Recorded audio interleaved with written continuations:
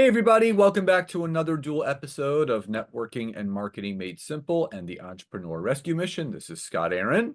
And Nancy Evans here. So today, as we promised, we actually kind of dripped on this last week. Last week we went over the three different or most common business models, which are the agency model, product-based business model, and the coaching and consulting. But we also talked about our brand new book that comes out in 8 days. So next Tuesday, March 26th, our new book called The Feel Good Business Model drops. We're going to be having discounted pricing all that week, 99 cents for the Kindle, $3.99 for the paperback all that week, along with prizes to those who leave an honest rating and review on Amazon, whether it's the Kindle or the paperback. Plus, after you make your purchase, take a screenshot of that and post it on social and tag us for some bonus prizes as well, which we'll be announcing in the private Facebook group that you will be invited to if you sign up for the wait list. There'll be a link to do so in the description of this episode. So this is going to be a juicy episode because we're going to be talking about the behind the scenes of basically, I would say the concept of where this book came from, where we actually got motivated to then dive into it because I had already planned on releasing a book later this year in August. The third edition of my LinkedIn book is coming out then.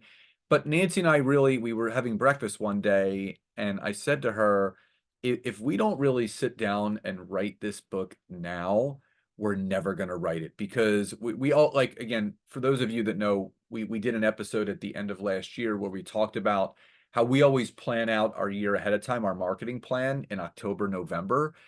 And March was one of those months that we take off for list building or just to kind of give our email list a break in between workshops and stuff. And I said to Nancy, I'm like, since we're not really promoting anything in March, and this was like the beginning of February, I said, let's write our book. And she said, what do you mean write our book? I said, let's dig in and let's get this book done. Let's release it at the end of March. So just to kind of give you that timeline, that was 7 weeks.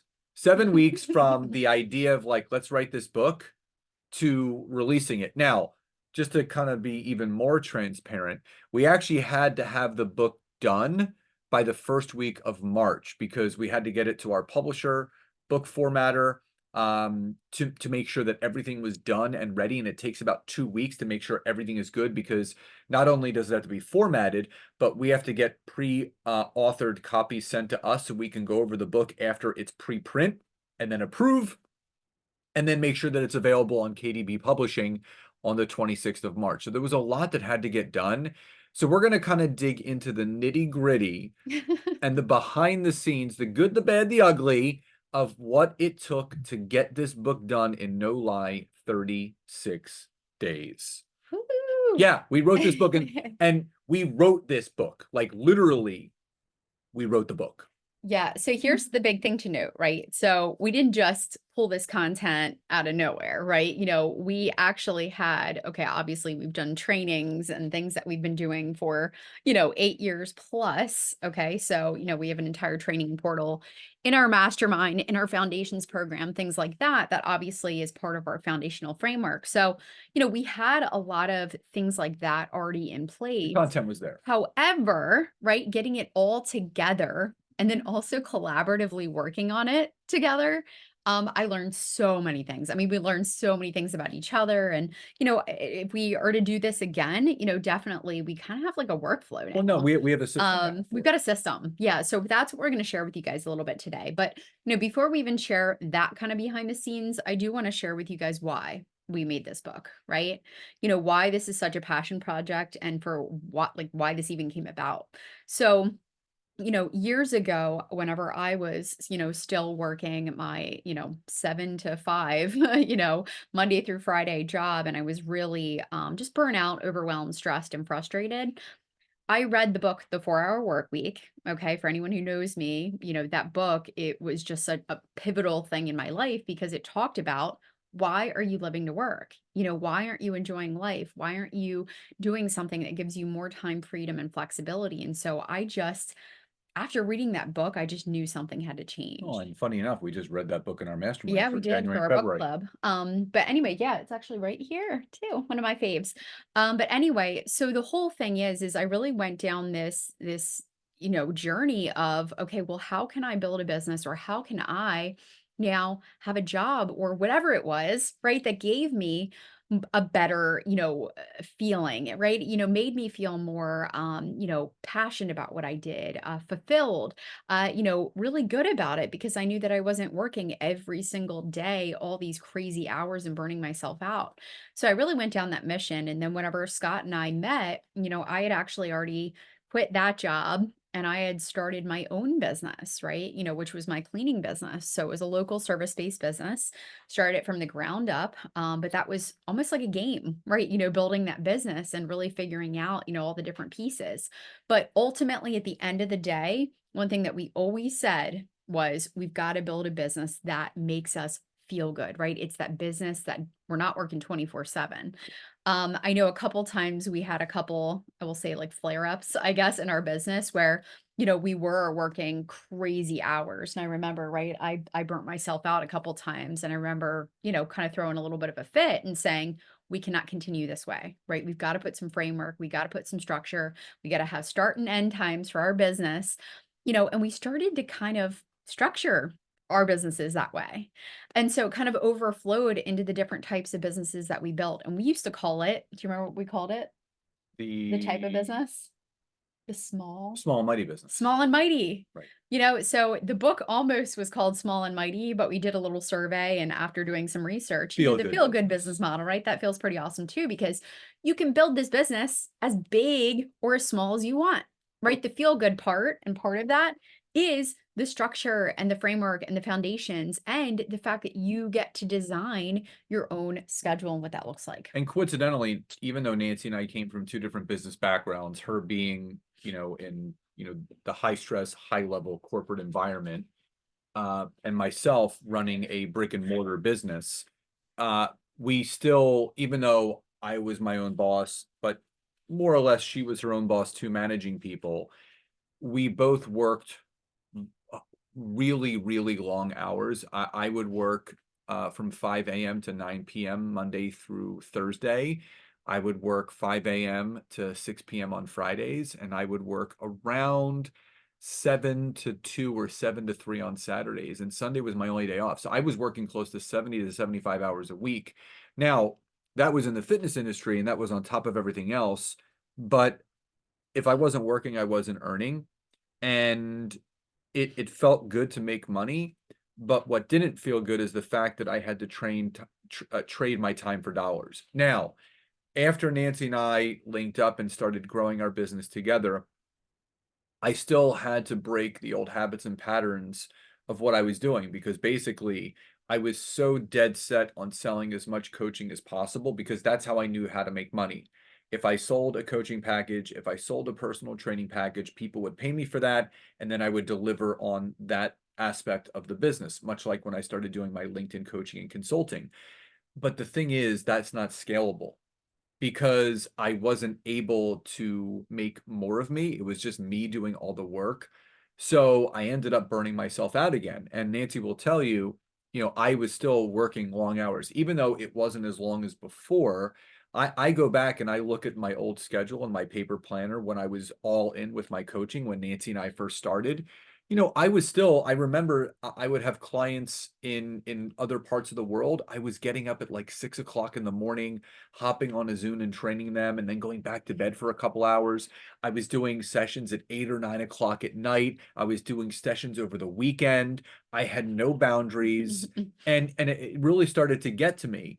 And it wasn't, honestly, where this all culminated. And I shared this story in the book, and I'll share it with you guys now. The pandemic shifted everything for us. Now, we were already running a successful online business at the time, but what the pandemic did for us was it allowed us to reevaluate what we were doing. And I think the other thing that really impacted us in a positive way was the remote learning that a lot of parents and households had to do, including us. Wednesdays and Fridays were remote learning days with Taylor. And I Nancy, God bless her, she would take the reins as far as those days where when I was helping Taylor. But when things started to open back up, I remember Nancy and I sitting down and having breakfast because we had rearranged our schedule so much at that point where we were so streamlined on Mondays, Tuesdays, and Thursdays. I said to her, I said, what if we just kind of stuck with this? What if we just stuck to this 3 day a week model and used Wednesdays and Fridays for day off slash CEO slash flex days? And that's where the concept really came into place. And we're not telling you that we're waiting for the next pandemic for you guys to streamline your business the way that we did, but we actually sat down and we mapped out exactly how we did it without a pandemic being involved. Like, what would it actually take for someone to adopt the feel good business model where uh, remote learning was not an issue, where a pandemic was not an issue? We realized that what we created was duplicatable and it could be embedded into anyone's business that was ready to adopt our principle. Yeah, no, absolutely. And, again, like I think during the pandemic, a lot of things happened. I still had my cleaning business, my local service business. And I'm so thankful sometimes things happen for a reason. It was almost like, kind of thrown out of the nest a little bit where I kind of shut that down. I moved that aside and I really, right, focused on all the other things that we were doing. And so again, I really focused on tightening up the screws and making sure the systems were in place and really fine tuning, all the different processes so that we could run a business and it felt good because honestly, we knew our stuff and it was easy to run.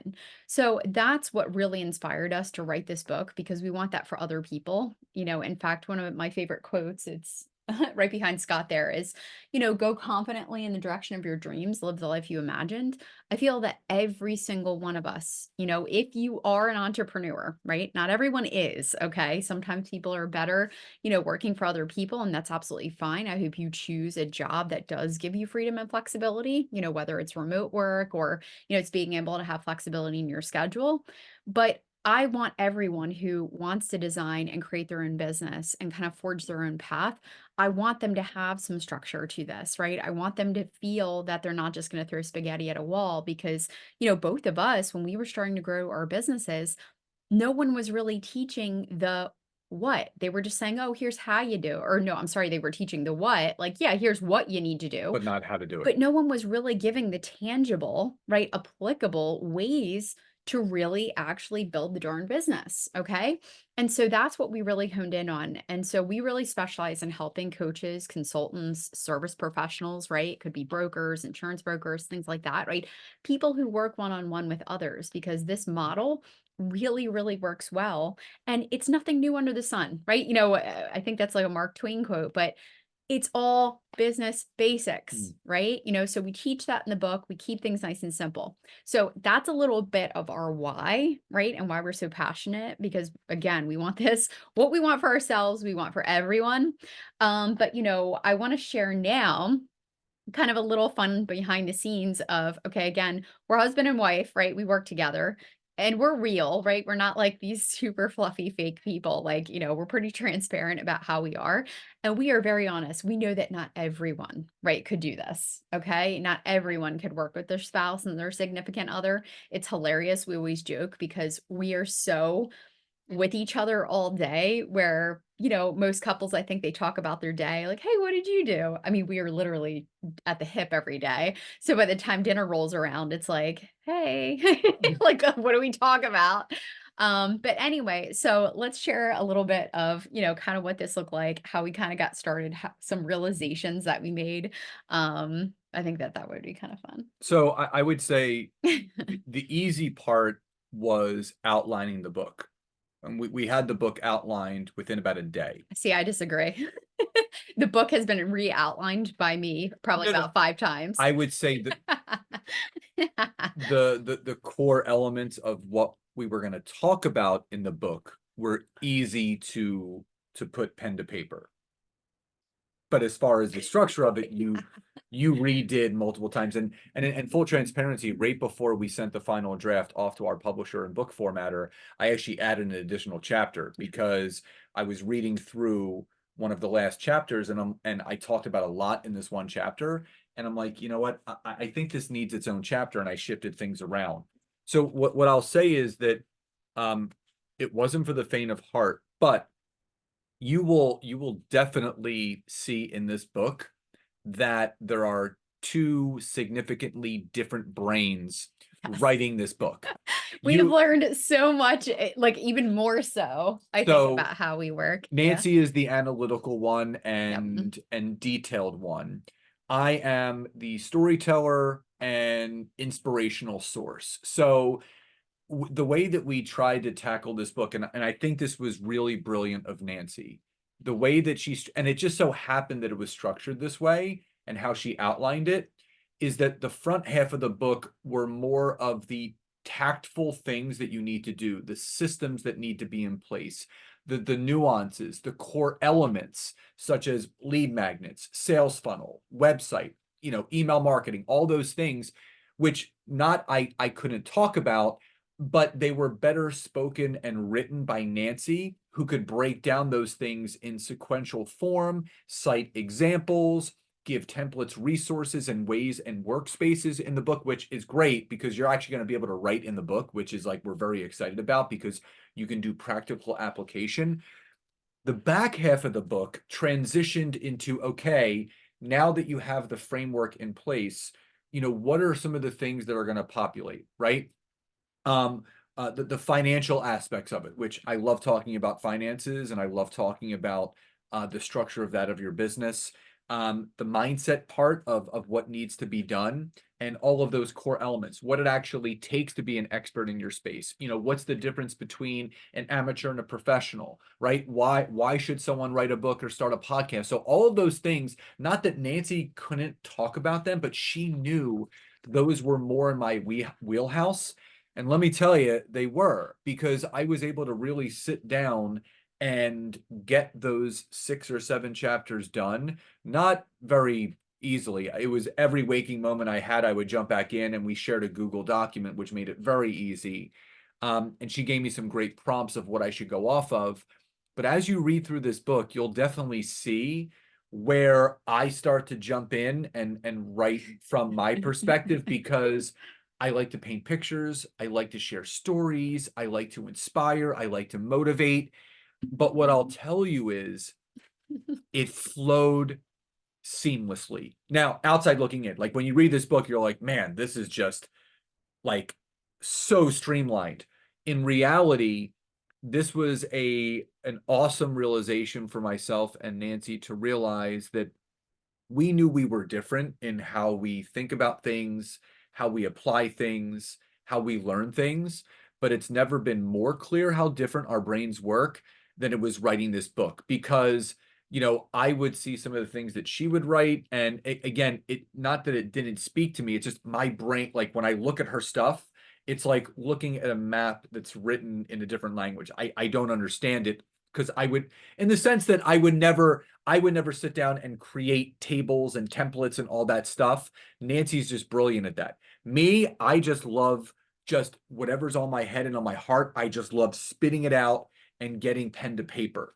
But it really worked well. And I realized that I had to kind of stay in my lane and focus on my chapters and let Nancy kind of do her thing. And the we did cross hairs at a couple points during writing the book, but it was a good learning lesson that we now know it, even better, how well we work in some areas and how well we don't work in others. Yeah, so can I talk now? So anyway, obviously we've spent so much time together. We always joke. I mean, guys, we absolutely love working with each other, but To Scott's point, again, like it really, really everything bubbled up and, out of the woodwork as far as just how differently we think. And, again, I am short, sweet, to the point. I want tangible action. Scott, as you can see, I'm kind of like, oh my God. So, like, sometimes like, shut those lips.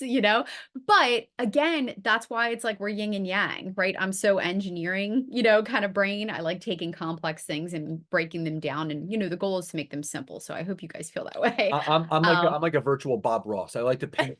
He's like a beautiful, I like to paint pretty and it's so pictures and set the wonderful, and I'm mood. sure we did our Enneagram a while ago, and we need to do them again. I think I came out a I'm a 7, three.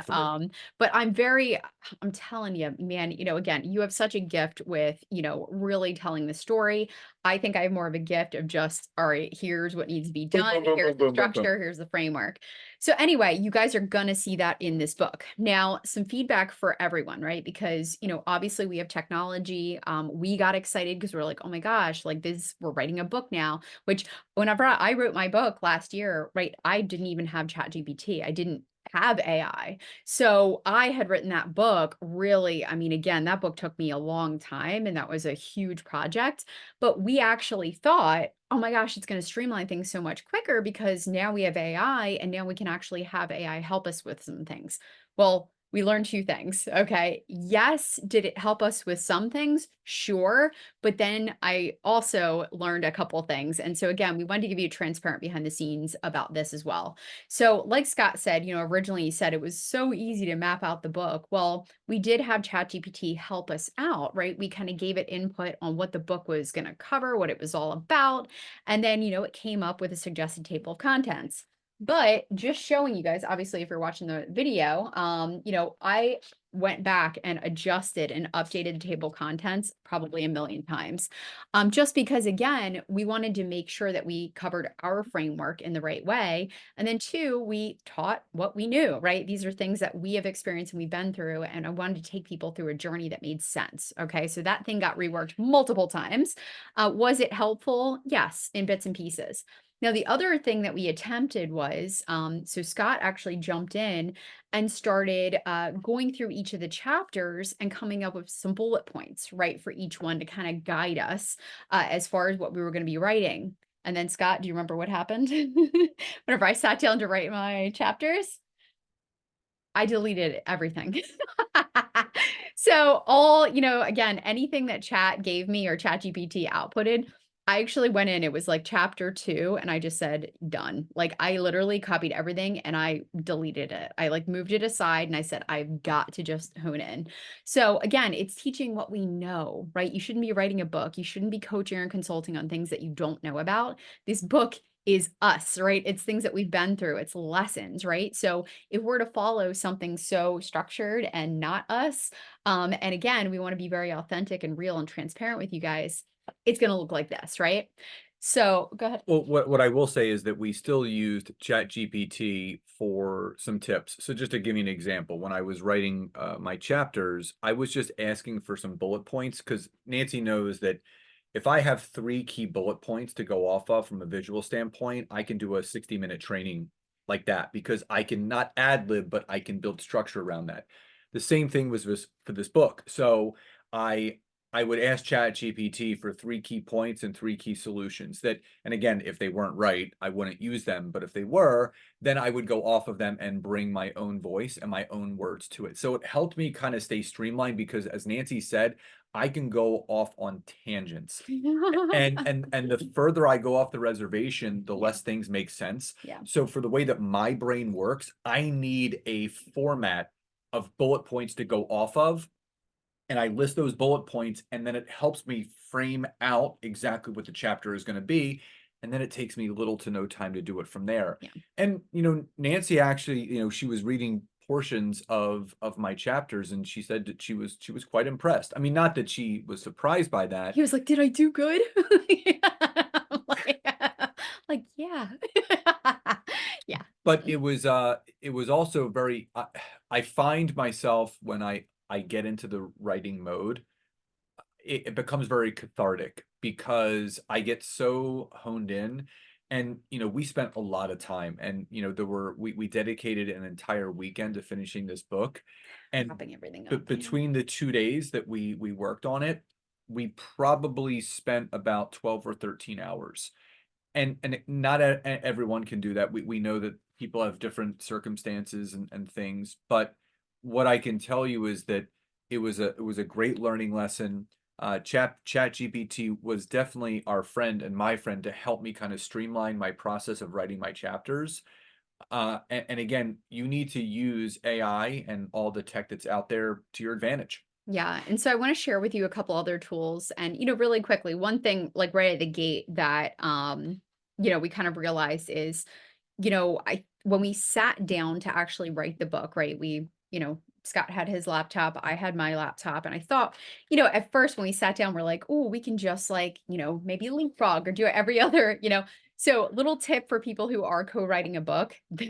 Whew, that does not work for She everyone. sent me Okay. downstairs to my office So very quickly. I literally was like, we can't do this, right? So I think like actually just mapping everything out and knowing what our chapters were and then divide and conquer, right? Yes. And actually saying, all right, you're gonna hone in on this, I'm gonna hone in on this, and then let's meet and we'll kind of touch Put your base. phones on silent, Yep. uninterrupted time. Yeah, because again, when we're sitting next to each other, again, like we just can't Squirrel focus and brain. squirrel brain and it just gets unproductive. So Yes. we learned that right at the gate. Now, the couple tools like I mentioned, because again, I didn't really use ChatGPT a ton, but there were tools that I learned about, right?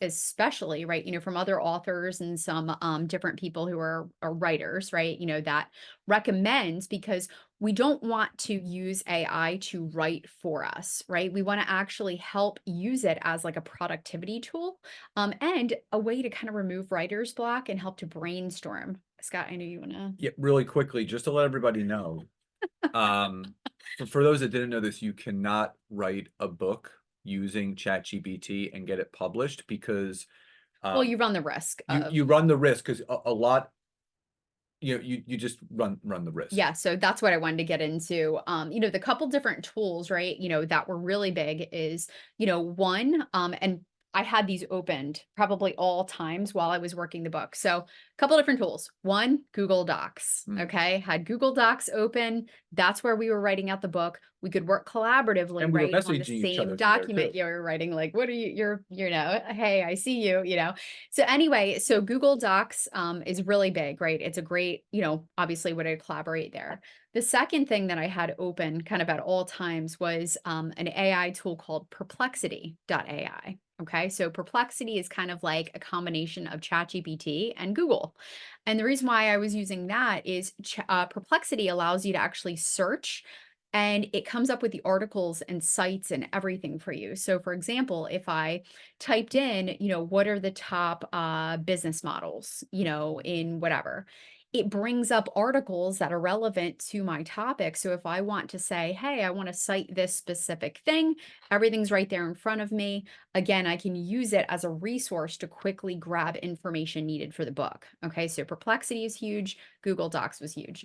The next tool that I used, I tried out, I honestly don't recommend, but you're going to hear a lot of like authors and writers saying it, was called Quillbot. It's a paraphrasing tool. So, for example, I would grab stuff from my book and I wanted to kind of rewrite it a little simpler or different. And basically, you can take paragraph and paragraph at a time and it kind of rewrites it. I didn't really love it. I So, didn't use it at all. yeah, Scott didn't use it at all, but I tested it out. I'm not really a big fan. Okay.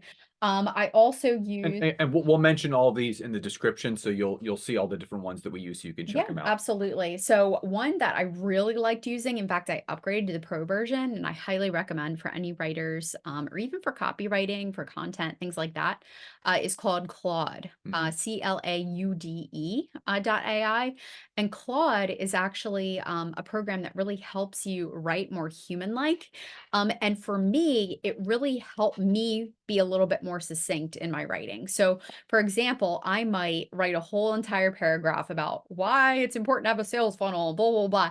And then I look at it and I'm like, Yeah, okay, I'm in it, I'm living it, I'm breathing it. I just want to make sure everyone else who's on the outside is able to really grasp these concepts more simply.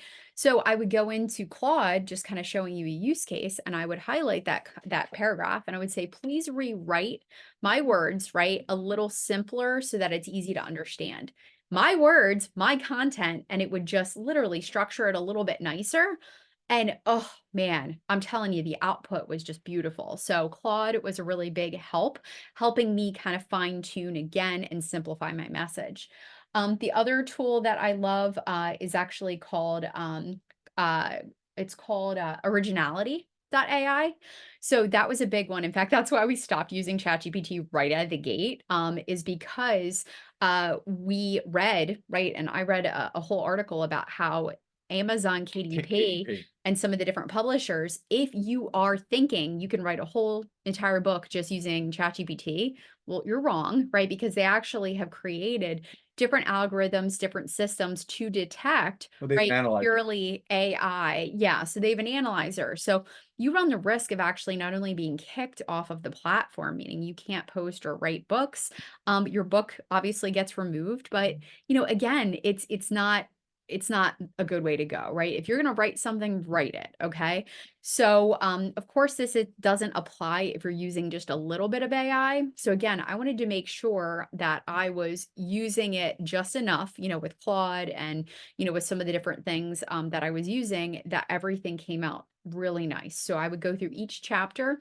And what it does, and it's really neat, is you can copy the entire chapter, throw it into, qual or originality.ai, and it'll say 100% original, or it'll say like, they're 20% AI. What's the score that people are looking for? Yeah, so people are looking for at least, I know this sounds like kind of like a lot, but it says you want to have at least or no more, I'm sorry, than 40% AI. Now, of course, most of ours was 100% Right. or, So 60% original, 40% AI. correct. And here's the thing, especially when you're writing nonfiction, things like that and tools like that will often think that it's AI because it's so formatted and structured. Well, how Like about Scott even I wrote a I wrote, chapter from scratch. I wrote my whole story. I think he's been using ChatGPT so much, he's been using the verbiage or something, but it was like, I oh wrote yeah, there's some AI. I wrote my whole story and it came back AI. I'm like, I literally sat down I know, and I yeah. wrote my story. Well, and it's not an exact science, but again, it was a great tool to use because again, we wanted to make sure again, we're writing this with integrity. We're not using, AI, too much and that we're not going to flag. Now, two other tools, and then of course we're going to wrap it up. One was Grammarly. So I do have the paid version of It's Grammarly. amazing. I would literally take an entire chapter and I'll throw it into Grammarly. Now, keep in mind, okay, even with the originality tool, it does say that if you use Grammarly, okay, because Grammarly does, offer certain suggestions, it will kind of flag. Again, you can use Grammarly, right, to help you with some pronunciation, with some Citing, fixing or pronunciation, not pronunciation, punctuation. punctuation. No, it's like punctuation, different things like that. Absolutely, right. I recommend it all day long. I used it with my book. It's just helpful. It's not perfect, but it's helpful and it actually gives you a scoring and a rating of your content. And it even has a plagiarism checker, guys. So again, you might be sharing something about, an article that you wrote, or you might be, maybe writing something and you can't remember exactly where you found it. Well, again, scanning for plagiarism is great because it'll say, hey, this is actually 30% of this is from this article. So then again, if you need to cite things, you can. And then number two, obviously you can remove stuff if it's coming up like that. Now, the last one that I absolutely love is called EasyBib. So easybib.com, it allows you to cite your work right there in like 2 seconds. Okay. Whether it be a website, like an article, whether it be a book, anything of that nature. So we actually cited more things than we needed to in the book because I just think it's important, right? Well, not only to Give credit where share. credit's due. Yeah, I want to give credit, but also like if you guys want to go on a deeper dive or like, let's say I talked about a really cool YouTube video. Well, I want you guys to know where you can find it so that you can check it out as well. So you'll see, I did hyper, like a superscript with little, numbers. And in the back of the book, we have a notes section where you guys can, obviously dig a little bit deeper into some of these topics. But EasyBib made it really easy to go through and help out with citing. So those are just a few tools that I used. And like I said, guys, I was like in the Google Doc, I had my tools pulled up, and I was just working and finessing each chapter as it moved along. So again, we just wanted to share a little bit of behind the scenes of how we got this done. And, in our expert authority program, we actually do teach this methodology where people can write and self-publish their own books the way that we have. And now collaboratively our first, but between the two of us and including this new book that's coming out next Tuesday, 7 books under our belt. So we got something good going. So just as a reminder, next Tuesday, March 26th, our book drops. It's called The Feel Good Business Model. There is a wait list that you guys can sign up right now. It'll be in the description, so you can get the early bird pricing all that week, which is 99 cents for the Kindle and $3.99 for the paperback. There's also going to be some great prizes and giveaways for those that actually purchase it. Take a screenshot of your purchase, tag us on social, and leave an honest rating and review. So don't wait. Get on that wait list. We cannot wait for you to have this book in your hands. So we hope you enjoyed today's episode. Love and gratitude, and we'll talk to you next time. Bye bye.